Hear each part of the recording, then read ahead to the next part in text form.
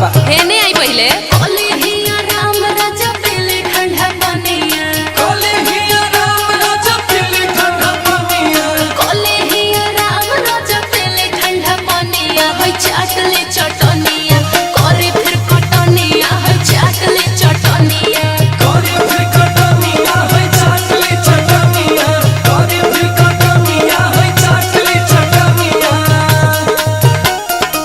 इतना काहे माने ली रे हमके आयल होती ना हम आराम से।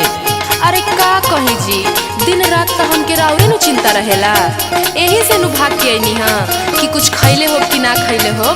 चल के पहले कुछ खा ली। अब रुका सुना